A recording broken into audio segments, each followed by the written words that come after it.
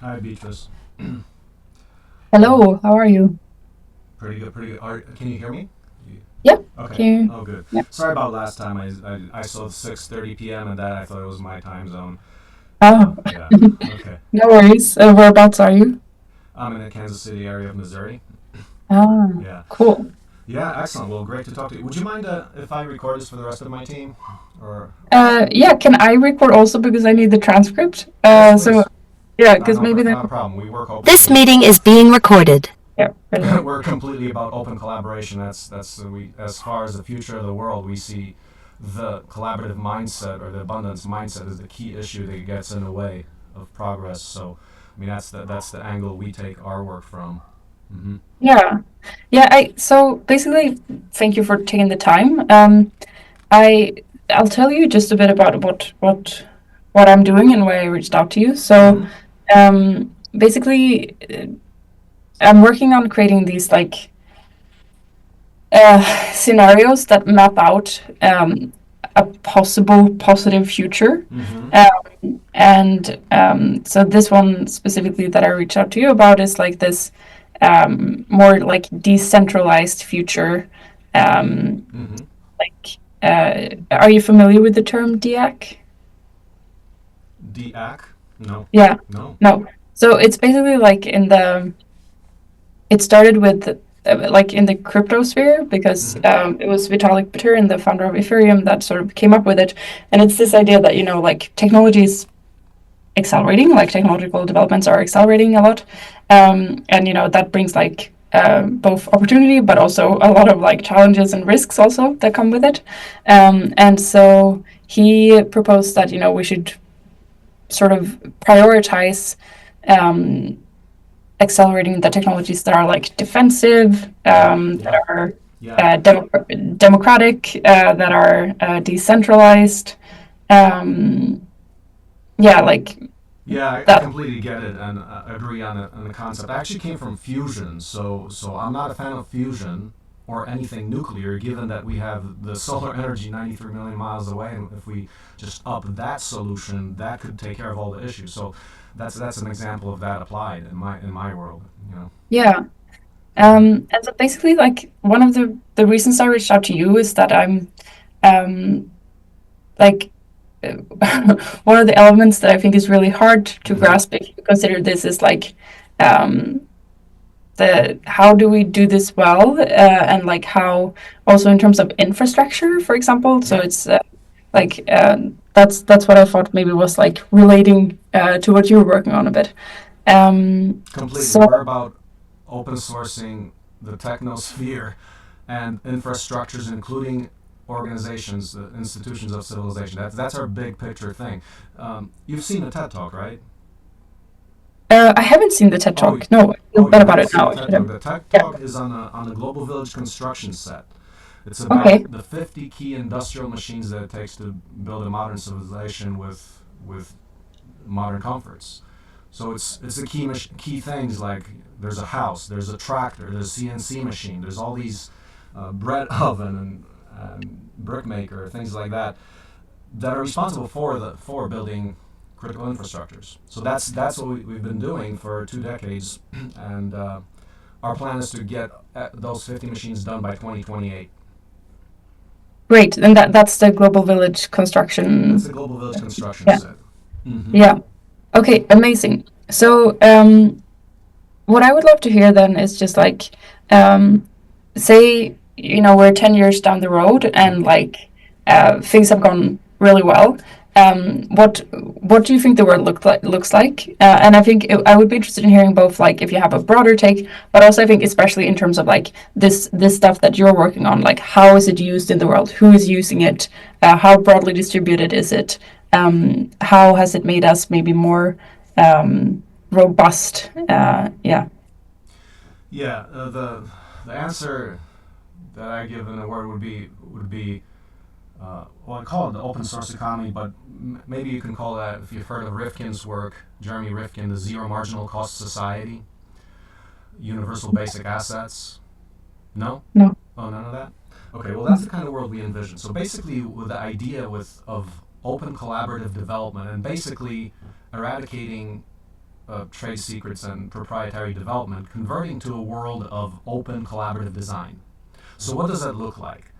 That means the Gini coefficient improves, Gini coefficient, the distribution of wealth on a planet. Right now we're in that pickle, like what you said about the defensive technologies. The better the technology gets, concentration of wealth is not improving. If you look at the formal stats for that, it is not getting better. So we envision a world where now, okay, tech is more open.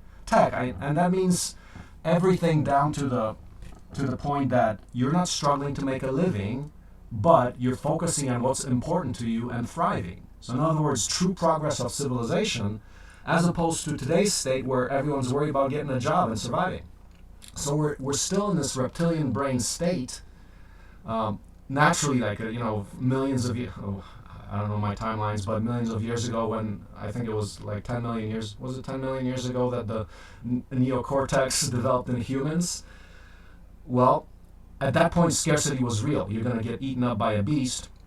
But right now, when technology has exploded out of the water, those kinds of the human development in terms of the scarcity mindset has not caught up, because right now we don't really have real threats like a long time ago, yet we behave in a complete scarcity mindset, and that's reflected in our economies and all of that. Like things that people think that we collaborate today. We don't. We're in a stone age of development when every company keeps its trade secrets and does not collaborate with another. And that's the issue that we believe is to be solved. And with that comes, literally, your abundance and prosperity and unprecedented progress. The same stuff that all the Silicon Valley talks about, with the singularity. We talk more about the collaborative singularity, meaning the point where we're actually escaping the scarcity mindset and the scarcity-based economic system to a system where there's enough for everybody. So it's actually more of a personal evolution than a technical evolution, because the technology for this has existed for, I would actually say since 2014, when the price of PV went down to like dirt cheap. Right now the price of the way we can collect electricity or power the world, we talk a lot about Kardashev's scale and the concept that, well, there's 10,000 times more power that comes from the sun. If we could use only a fraction of that, we'd be well off. So we believe in things like distributed power in the form of the solar hydrogen economy and things like that, where resources are distributed. We don't believe there's a shortage of anything. There's abundant energy and therefore abundant resources. And if we can just rewire civilization to say, oh, okay, we're going to collaborate now and integrate, not silo, but do holistic development, then we could all be well off, and there's going to be enough for everybody and everyone prospers. So that's the kind of general vision. But the key point of that is open collaboration, open source. That's right. We came kind of from the world of open source, and I came to it from the fact that, so in my Fusion PhD program, I wasn't even allowed to talk openly to other groups. You'd think that even in academia, that would be legit, but it's not even there. So everyone holds on to their stuff and does not share, and that made me think hard about, well, what's a more collaborative, benign way to apply good technology to everyone's benefit, which in my belief is, there's a lot of people left out. Of course, there's progress, incredible progress, but just too many people are left out. There's war and poverty is still prevalent and things like that. Yeah. Well, yeah, that's really interesting. So how do we get there? We said, okay, it's actually job creation. So what we're doing right now is we've been at the Global Village Construction Set for some time. We actually just released the Seed Eco Home. It's a affordable starter home. It also comes stock with 6 kilowatts of PV, but we're actually building these as a bootstrap funding model to start an apprenticeship program. So we're starting in September with a first cohort of 24 in a self-funding method, because our goal is to get this to scale. And we know it's hard to get funding from other sources, so we're kind of going along the bootstrap, make it yourself effort. But with housing is a very robust funding, so it's like real estate, right? That's a significant funding source. So we're looking at that as a way to fund future development, and starting the apprenticeship where 2 days of the week we're building homes, and 3 days we're learning, like in school. So we're learning how to design and build just about anything. We learn about the architectures of civilization. We learn how to learn, so some critical thinking skills, and also learn how to be an integrated human. So basically, putting out people that are holistic, integrated thinkers. So integrated design, integrated economy kind of thing. So industrial ecologies and all of that, circular economies, that the kind of more holistic type of thinking. That's the program we're starting, and yeah, I mean, we've been at it for some time, and we've noticed that the critical aspect is how do you fund this revolution? Because the revolution will not be funded. How do you do it? There's huge inertia going a certain way. So we're thinking that this way we can go forward and do it. So right now we're recruiting people for the first program, getting the marketing out and website and all that. That's where we're at. Yeah. And what do you think if you think of a time? I guess I still would like to on the first point of like what the vision is. Could you just sort of paint a picture to me what it would look like with your technology sort of being adopted, or like your social technology, or being adopted broadly in 10 years? Like, is it that we have like more like villages that have been built this way, or like what does it look like? It's distributed production of everything in a nutshell.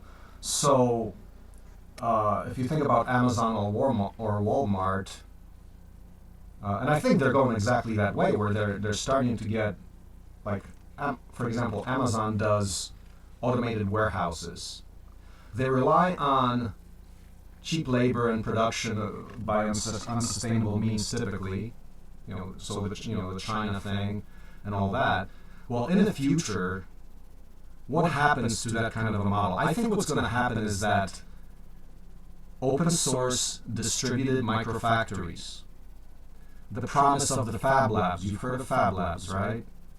Yeah. Fab Labs, Fab Cities, where all of this stuff is distributed far and wide for mutually assured abundance. So you got to have high tech, but more than high tech, it's about appropriate tech. So take anything that exists today and open source it. Talk about how do we get renewable resources feeding all of this, converting everything into the green economy and so forth. So for example, let's talk about, okay, how do we do that on our campus here? So we're starting a school.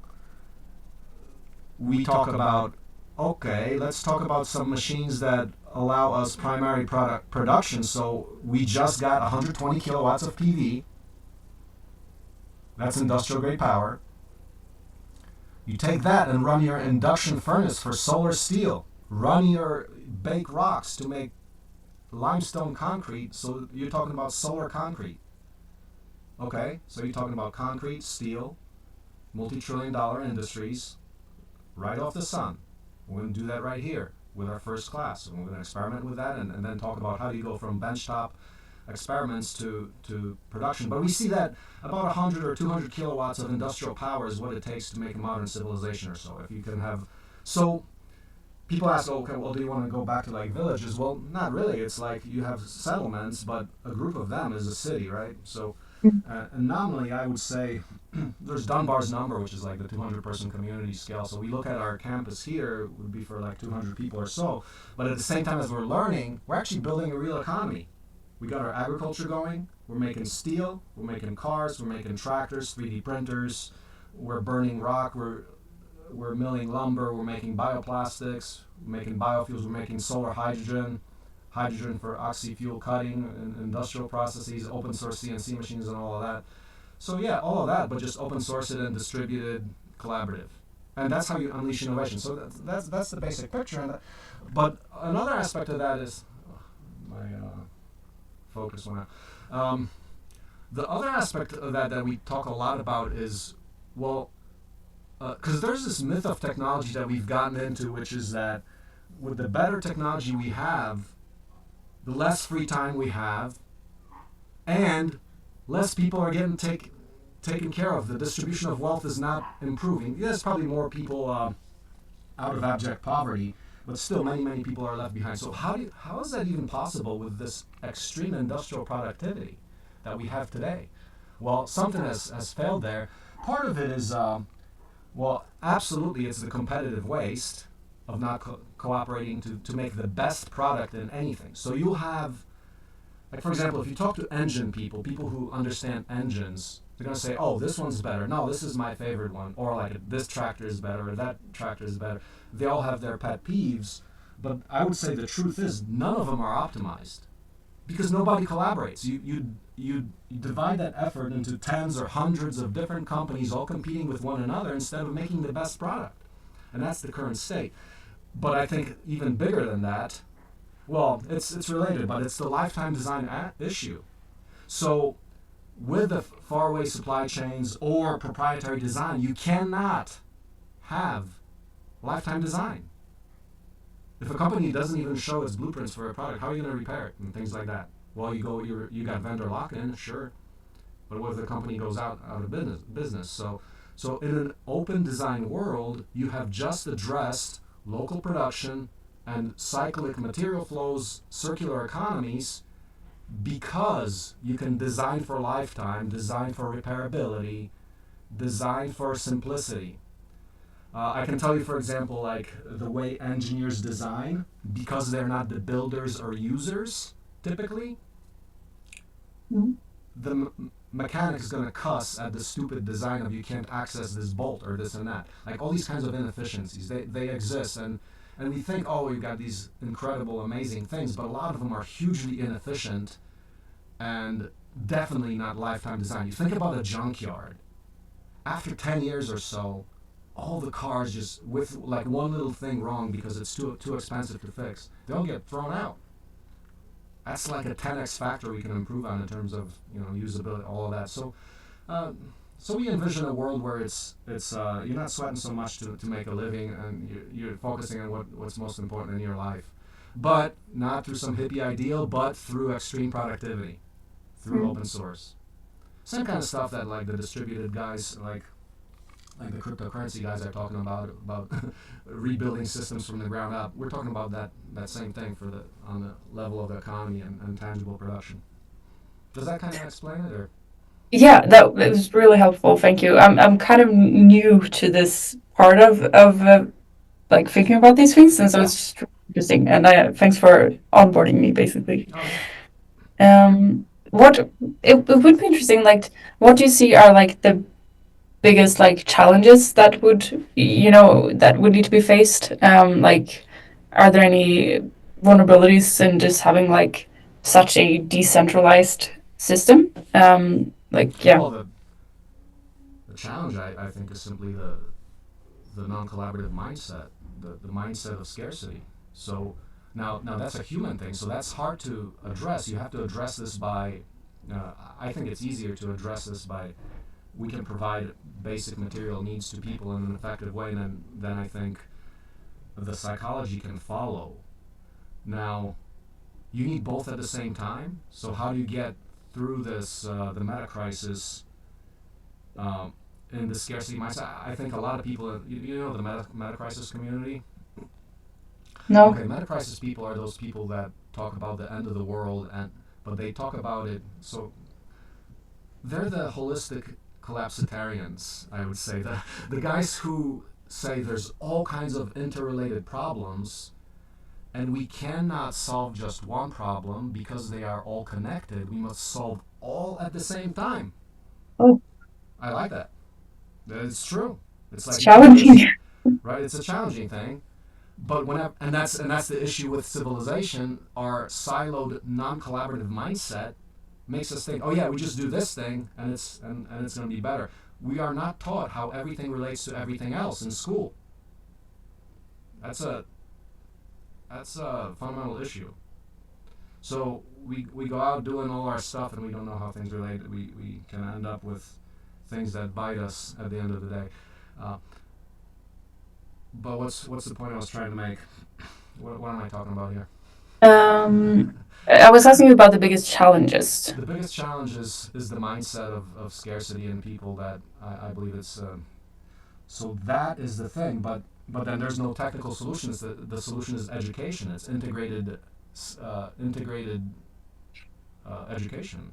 So because the technology is insane, we have insane technology, right? So that's not the issue, and we have abundant energy. That's not the issue. If we have abundant energy, therefore we have abundant materials. That's not the issue. So what is the issue? Yeah. So in this scenario, like I think a big part of the assumption is that we've had like rapid AI advancements also in the next 10 Yeah. years. Um, and it would be interesting um, to hear if you have any thoughts on just Yeah, like, yeah.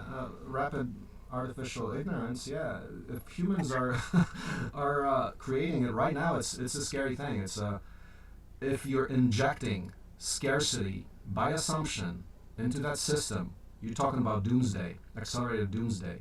So, and I think that the fear of the AI thing, um, there's, I think there's reasons to be afraid, but also I think there's also a lot of checkpoints against it. And I joke about it saying that um, if a PhD can't even start a Briggs and Stratton, we have nothing to worry about. Wait, do you see? Briggs and well, Stratton engine, so it's a small engine. oh, Okay. sorry. So if a PhD cannot start one of those engines, it's it's your practical hands-on people thing. Then we don't have nothing to worry about. What I mean by that is it's a let me explain. What I mean by that is that the translation problem of going from software to hardware is formidable. I think that's a very significant thing.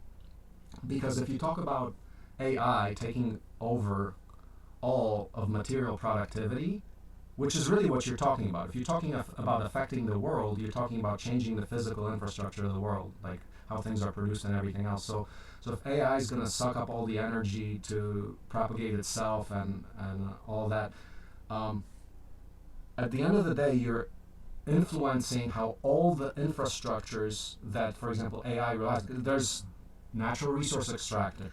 There's facilities. There's microchips. There's buildings. There's cars. There's transportation. There's all of that AI would have to control in order to become an existential risk, in my view.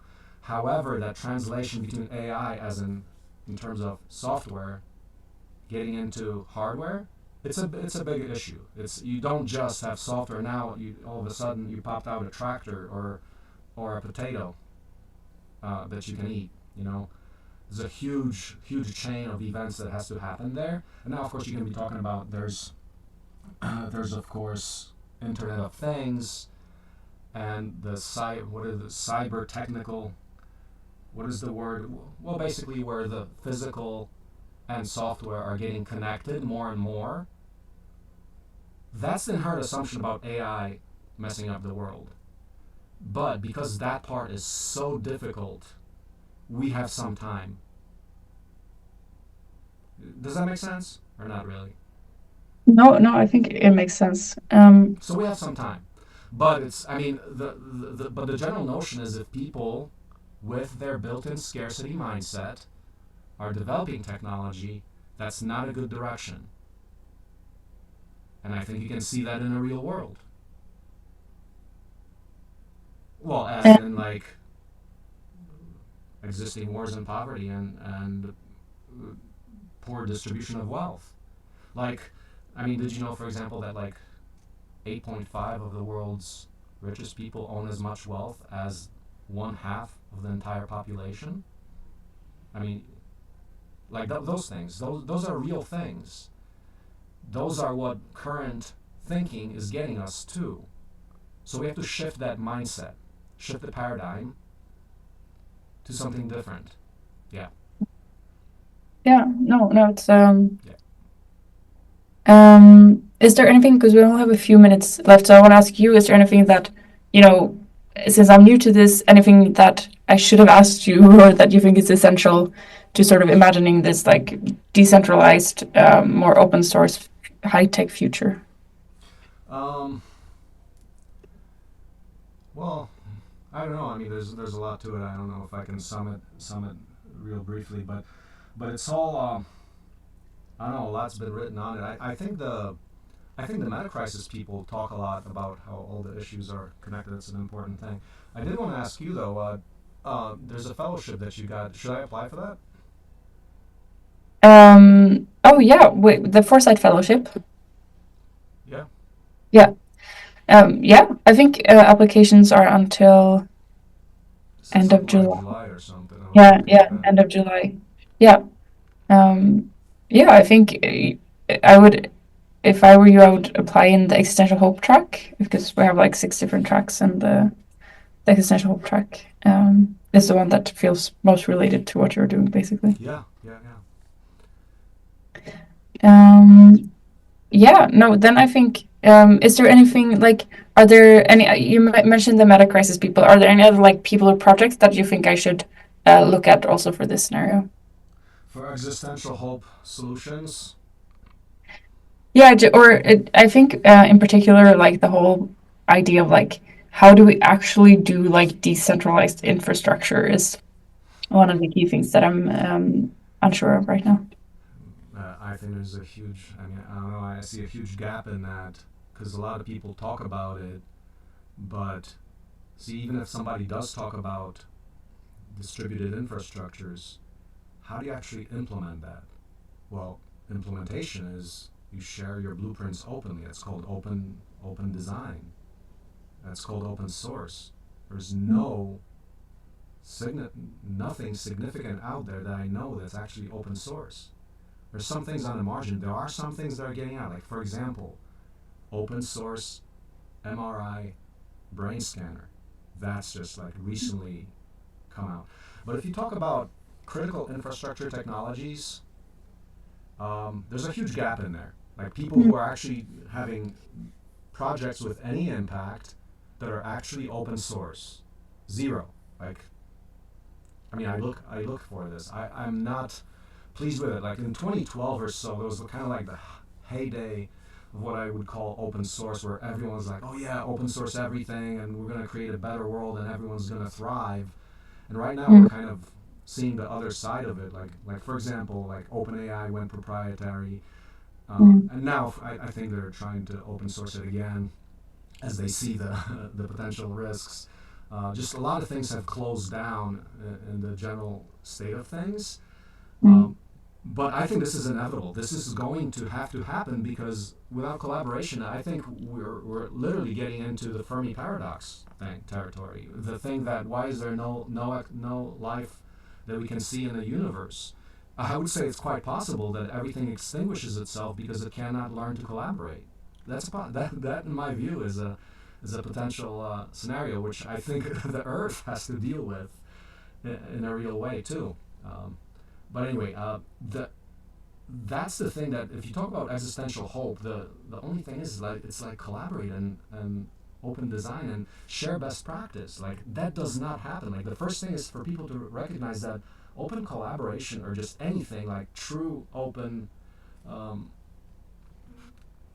prosperity for everybody of biblical proportions does not exist. That's not built into anything, or it's just so marginal right now that there's such an overwhelming abundance of evil infiltrate.